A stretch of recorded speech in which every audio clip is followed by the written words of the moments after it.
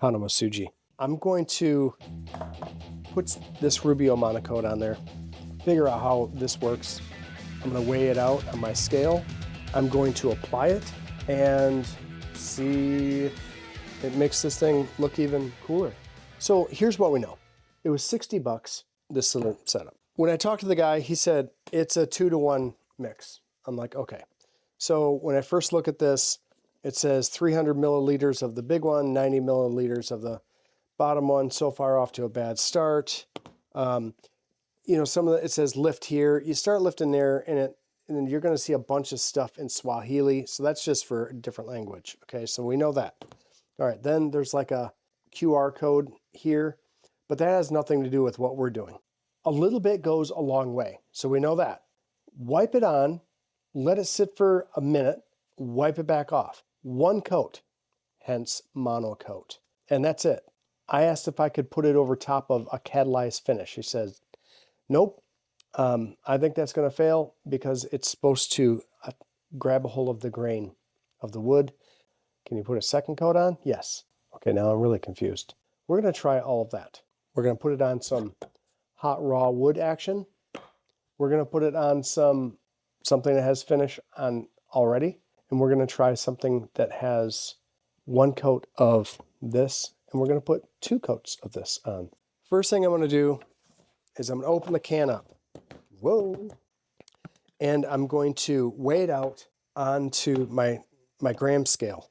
If you're into eating Jell-O, get some. These cups are pretty good for finish, and they're free after you eat the Jell-O. And for whatever reason, I noticed that they're a nice size. Acetone doesn't eat it. So I'm pretty sure that if acetone won't eat it, this is not going to be too hot to mix it up. And I only want to use a little bit. How do you get this apart? You just pull them apart. Pop this thing open. It's in there pretty good. The very first thing that I noticed, I don't have a great way to take the liquid out of this canister and put it in my Jell-O. They said that a little bit goes a long way. Whenever somebody makes a suggestion like that, I try to pay attention to those little details. So I'm just taking a wee stick because I don't really have all night to run around this place and look for a better way. That's 9. 9 times 3 is 27, and that's what we have to go to. This cap, as it comes out of there, it's like it goes really deep. This was not easy to take out. Somebody over-engineered that. Right?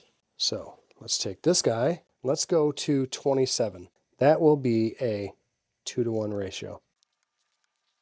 18. 22. I may be making miles more than I need to.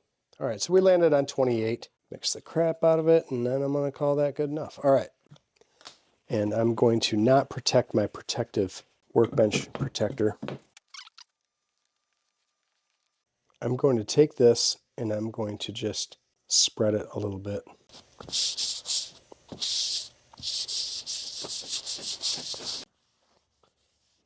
That makes sense.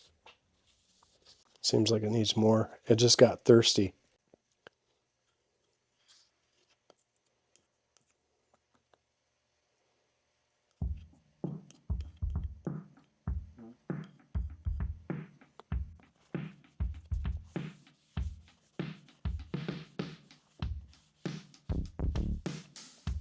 It looks like it's clear. The guy pointed out a sample that looked like it was stained and had a clear coat on it. And he said, nope, they don't make it clear. This looks about as clear as anything I've seen with clear coat on it. It is definitely mahogany with a clear coat on it.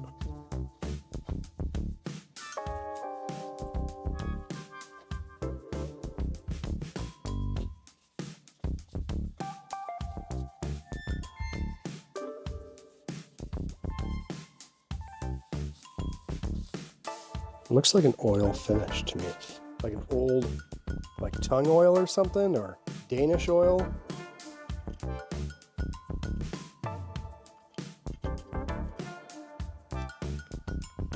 Put it on, wipe it off. That's all I'm doing here.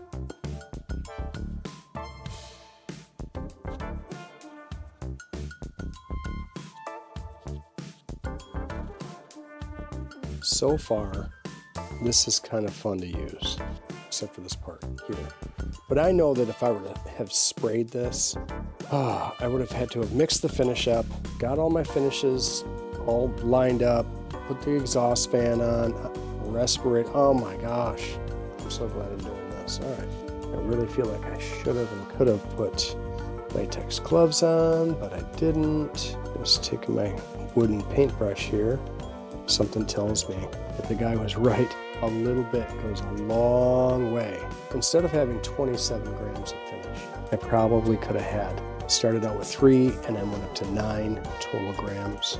It does suck up inside there, so that means it's thin enough. I feel like a buffoon using my bare hands for this. All right, I like what I'm seeing.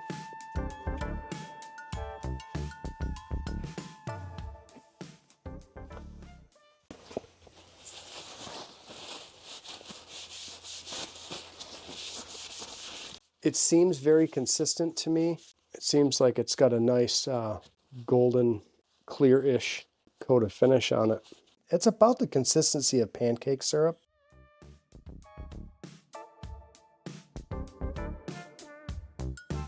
Just a little dab will do you here.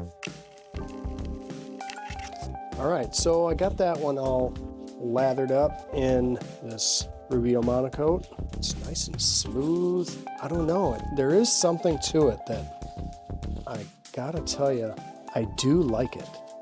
I'm not trying to over romanticize it or anything like that. It's just, it does seem a little bit different to me.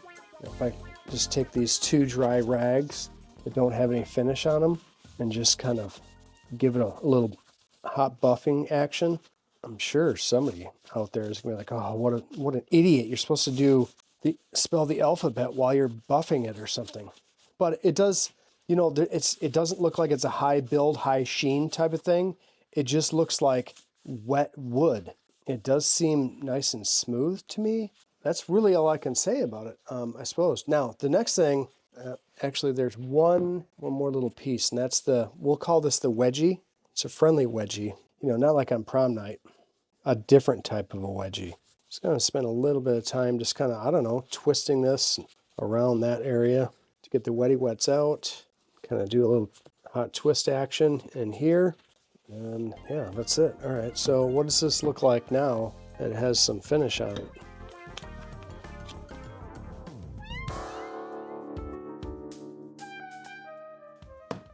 Last but not least, I think it's super duper important. Look at me.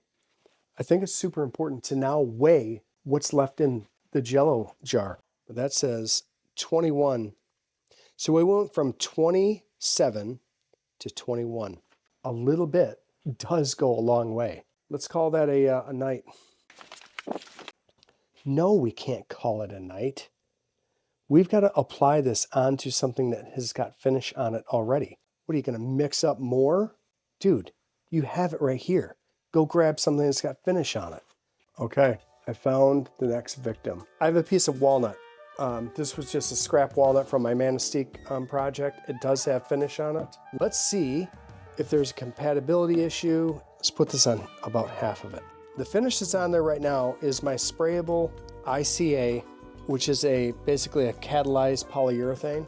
And it's like Kevlar. This stuff is just, it's amazing. So I'm gonna do this half right here. It puts a little shine on that's more than the sheen left by the ICA. So to be honest with you, I like that. If nothing else, this would be a nice, you know, almost like a polish if you were trying to polish out a mistake real quick or something along those lines. I don't know if maybe I'm wiping it completely off. Maybe I should have left it on there. You know what? I may have just wiped it completely out of existence. Let's reapply it. Let's give it a little swirly, just like prom night when the football team got all mad about you and the prom queen. Oh, that wasn't you? I'm gonna give a little wee buff. And I don't think that I'm removing it. I really don't know how much is on there, I suppose. We'll call that the experiment. The next thing that I don't know is how long do you have to work with this stuff in the Jell-O jug but it looks like what I put finish on is definitely shinier than the finish that it's covering. So we know that now. Okay, so it's the next day. I like what I see here. It feels like it's, can I explain how damp it is? It does seem to, 8, 10, 12 hours later, whatever it is, it does seem to transfer to your skin when you kind of massage it. Really, I mean, like you can't even notice it. I'm not even sure. I mean, am I picking something up? It is on my fingers a little bit. I mean, just enough so I'd notice. And I mean, I can't emphasize how small the amount would be. Next thing to know is this sat in a cup and it's still like liquid syrup. Now the real test for me is I've put that on something that's already finished with a catalyzed sprayable finish. Let's see if it passes the tape test. All tape is pressure sensitive. The more pressure you add to it, the more effective or sensitive it is. So this tape test is one of the better things you can do to see if you have a good adhesion. The question is, does Rubio Monocoat stick to a finish that is already on there, like a different finish? To answer that question, we're going to put a piece of tape on there and peel it off. And I cannot tell. I know that you can't really tell in this. Let me just rotate it really slow.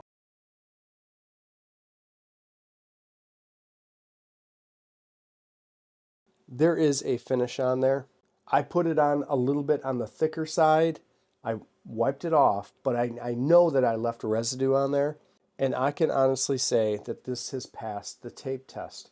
That's really good news for me. All right, let's just to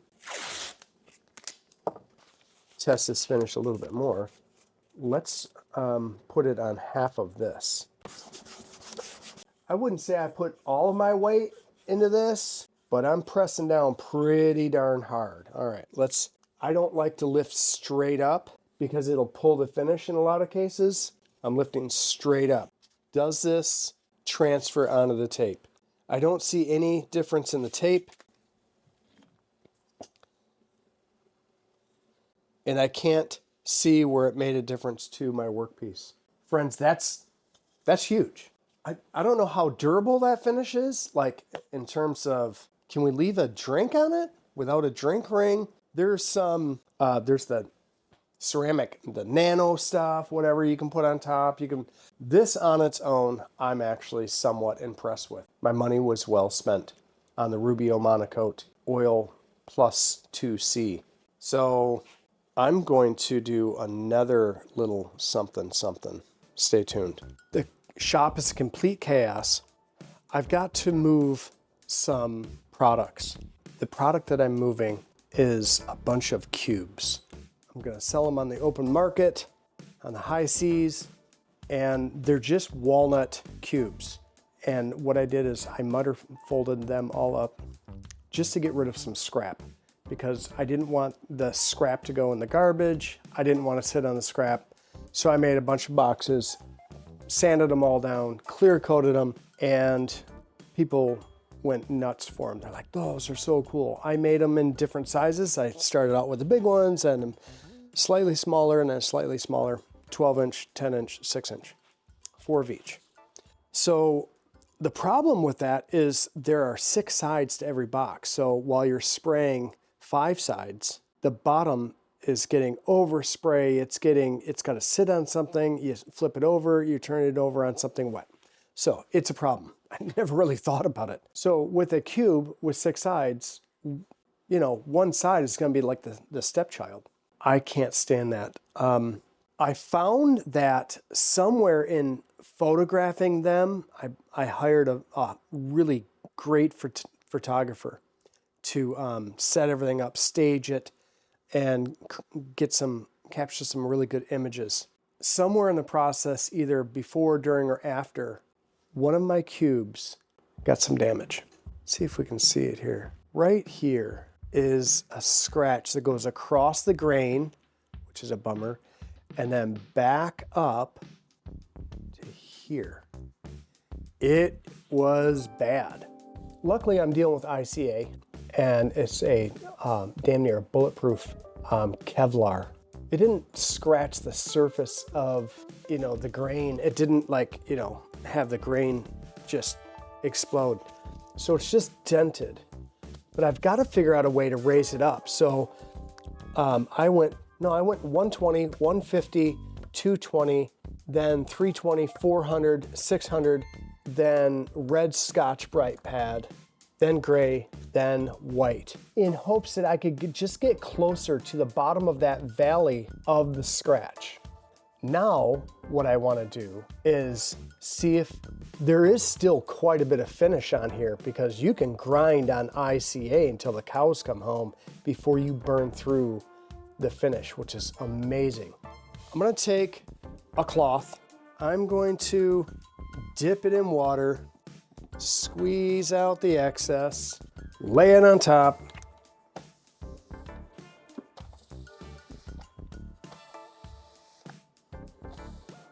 Worst case scenario, I gotta grind this all the way down to the veneer, because I might be altering the finish and the veneer and all that. I got the iron hot enough, that is for darn sure. But I don't know if that heat, that moist heat, is getting to the bottom of the scratch and getting into those wood fibers. I don't really know. I know the temperature is. I don't know if the moisture is getting down to the bottom of that scratch.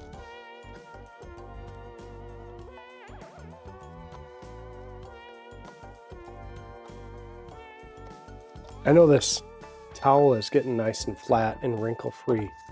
That's nice. Now that I've done that, what is my next move? Here's my next move. Ooh, man, that's still, oh my word. It is embossed. It is higher than the rest of the wood. So what I'm gonna do is I'm gonna sand it off. I would have never guessed that that would have expanded up. I thought that that was still a ditch. No, it's actually higher. It's higher than the rest of the finish. That's amazing. So I got 400 grit on a flat block. And I'm just gonna sand it flat. What? Is this actually gonna work?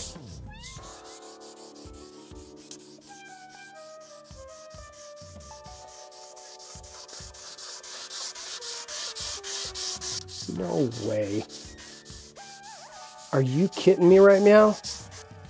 I think it's disappearing. The worst part of it was right here, and that part is gone. What? No way. I'm still sanding. I'm looking at the dust, and that's not sawdust. That is dust from the finish.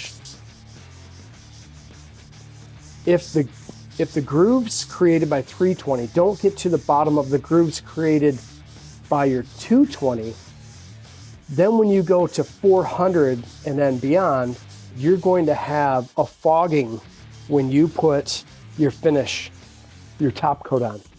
That's polishing 101 right there. That's all you need to know. I am going to say that scratch seemed like about a 1/16 of an inch deep. I don't even know how that's possible, but it was definitely a gouge in there. Luckily for me, this finish is so amazing. It didn't tear the wood fibers. That actually worked. With finish still on this, I was able to iron that out. Next, I've got to put a coat of finish back on it. And this is what I'm gonna do. Years ago, I used to play around just like everyone else with different finishes, and Minwax polyurethane, that was my go-to, because I just didn't know what other way to finish. I didn't have a spray gun, I didn't have an air compressor, I didn't have anything. I would just finish everything by applying polyurethane to it. And one trick that I ran across, and I think I learned this from somebody, maybe in a book, but if you were to take polyurethane and apply it with a Scotch-Brite pad, the liquid polyurethane clings to all of these strands that make up the Scotch-Brite pad and distribute the material pretty evenly. You come up with a pretty decent coat of finish, and it turns out nice and smooth, and I've just had a lot of success doing it that way. The sad thing is whenever I would give somebody advice like, hey man, I know how to finish, putting on like a hand applied polyurethane, and I would share that little trick with them, they would tell me that they didn't have any luck with it. They're like, it didn't work. You're an idiot.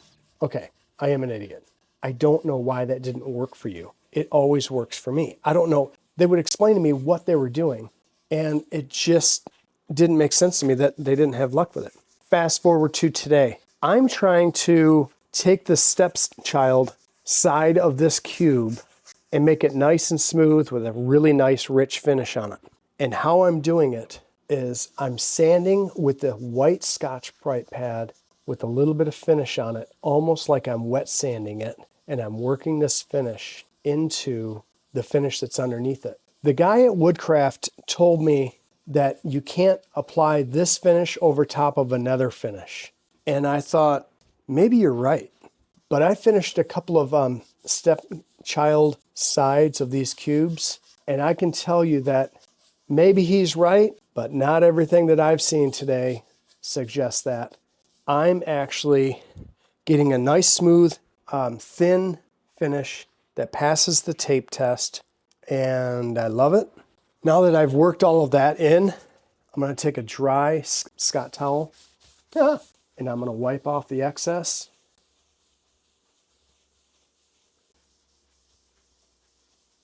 And just kind of polish it a little bit by hand.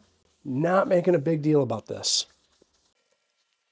Just getting the excess off, so to the point where it doesn't feel like it's damp anymore. Okay, so that repair took me about, 10, 15 minutes. And I got this side looking less like a stepchild and more like the firstborn. This looks awesome. Now, my problem is I wish the other 5 children in this family looked as good as the stepchild.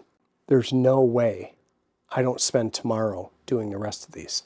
But I'm gonna let this dry first overnight. Then it'll be nice and cured. I can lay it on the side and then do the other 5 sides the same way I just did that. A little bit of Scotch-Brite pad with a little bit of the Rubio Monocoat, and just in a circular motion, I keep spinning it so that I'm getting the same treatment on all of these edges, so it's got a nice uniform finish across the whole surface, because I don't like to look across there and see that sunlight or whatever type of light have like a difference in the sheen from one side to the other. And where I find that happens the most is right at the edges, like that border all the way around. And I can't stand to see that, and it just jumps out at me. Let's go inside to my equally messy house, where I've left a couple of these on a table, and I'll show you as the sunlight comes through the window. There's a border around one of these cubes that I don't like. On the other 2 cubes, there's nothing wrong with it. Regular natural light coming in. Here are the 3 cubes. What I'm looking for is the difference in sheen. Can you spot which one of these is done differently than the other 2? If you guessed this one, you are correct. That one is done a little bit differently than these 2. I'm going to redo this one, and I want all 6 sides of all of these cubes to look like this one and that one. On these small cubes, I'm sorry about the low level light, but this is really the best way to show you this example. On these small cubes, you can see a nice smooth strip of finish here, but then on the corners, it's a little bit different. The best way to find your flaws in your finish is natural light. Okay, now let's get back to one of many tests that we're doing with Rubio Monocoat. After almost a full day of applying Rubio Monocoat to these two pieces, can you put one piece on top of the other without them sticking together? I think that's a pretty good test.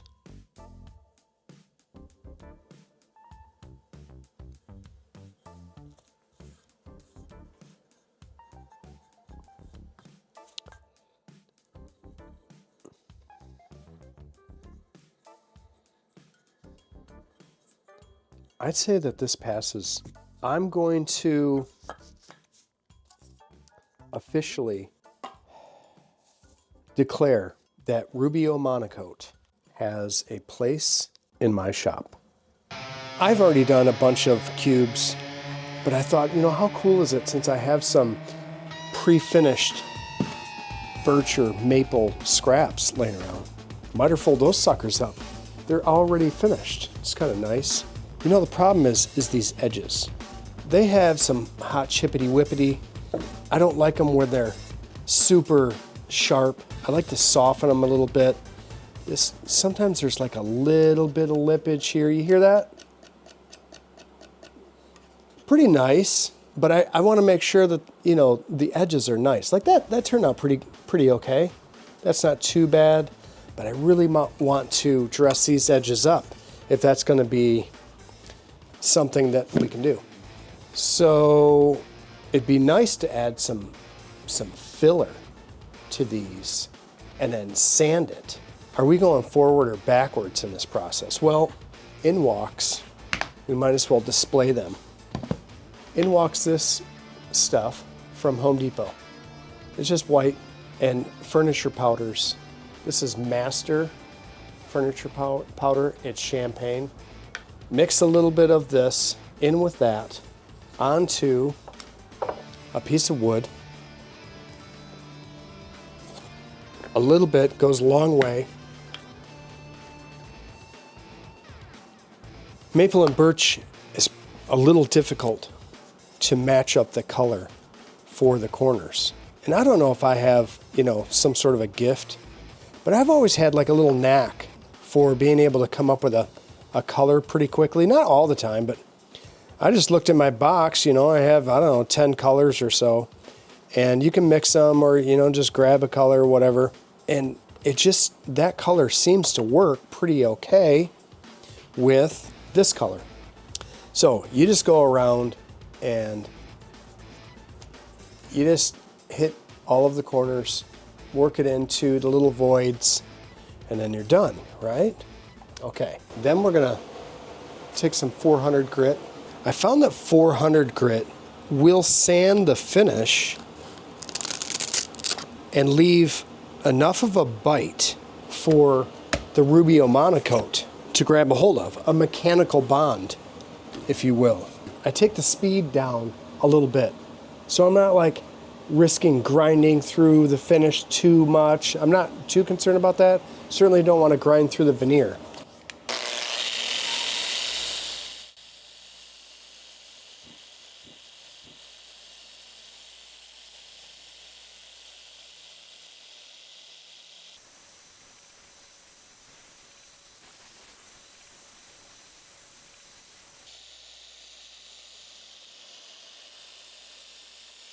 What I'm looking for when I'm sanding in 400 grit, there's some shine marks. It's mostly dull, but you can see some shine marks, like, you know, where there's finish. So we've got this thing pretty darn flat, but those shine marks represent the lower areas. Let's bring in the next exhibit. So I added Rubio Monocoat to this. I did it with Scotch-Brite pad. The cool thing about this Rubio Monocoat is there's already a finish that's on here. So I'm just adding another coat of a good durable finish. Wipe it on, wipe it off, buff it a little bit. When I wipe that Rubio Monocoat on, I've already filled this with our filler that we mixed up with some champagne color, whatever. That got into this corner seam. I was able to let it dry, sand it, it's filled. And when you go over it with the Rubio Monocoat is kind of filling it too. It's almost like I have a Rubio Monocoat monolithic finish over the whole. It's encapsulated in finish, which is what I want, because that's what I have here with this walnut. It's encapsulated in finish, the whole thing, the corners, everything. The good thing is this came pre-finished, and I've already buffed this once, but it was a little cold in the shop when I applied this morning. Being new to dealing with Rubio Monocoat, I'm not sure what you can get away with, what you can't get away with in terms of just certain things. For instance, in this case, temperature. I already put a coat of finish on this. I buffed it out, but the sides to the touch are, if you can hear this, a little sticky. So I buffed it out. Now, still a little bit sticky, but not as bad as this. Listen. It's about half as tacky, like your prom date. Now, I would say that I have something that's well built, clean work. It doesn't have those chippity whippities. It's got a nice uniform finish on it. Part of it's sprayed. The edges are nice and clean looking. Block of wood. And that's what I'm trying to achieve here. Whenever you're doing some sort of a miter fold at maybe it's cabinetry or something like that, I would say that this is a pretty good program to sand it in 400, go over it with a Rubio Monocoat, wipe it back off, pay a little attention to it as it cures, and this edge here is going to get dressed up really nice. If you add the little filler, that's just a cheap and easy little trick. I have those Masters pigment powders, and I've had those for at least 20 years. I think I got them from Rockler, and they're worth their weight in gold. Whenever I need to do something like this, that I wanted to, I just need like a little bit of help. And that's all I needed here. So how did you apply it to the cubes? Since this Scotch-Brite pad is a mild abrasive, and I've sanded this in 400 grit, there's not a question in my mind that this is going to grab a hold of the finish that's underneath it. By doing this in kind of like a wee circular motion like this, I'm getting a little bit of Rubio Monocoat across this edge, this sharp corner. And there's going to be, after I do this side meets this side, there's going to be a wee build-up there, and that's kind of cool. Don't get so close to me, bro. Might as well have a surplus of these gloves. I got down to my last couple of latex gloves, and I tell you what, things got a little interesting. So you can kind of see that there's like a bead of finish right on that corner, and I want that. Since this is where I started, a few minutes have gone by, and I'm just wiping it off. It looks super nice. I'm pretty darn happy with it. It looks like a furniture finish. And I tell you, I don't really mind that. Looks like Rubio Monocoat is a must-have and go-to solution that would be beneficial to any craftsman or do-it-yourselfer. But can we build something with those live-edge walnut slabs soon? Until then, stay safe, stay busy, and stay tuned for the new concepts coming out of this shop.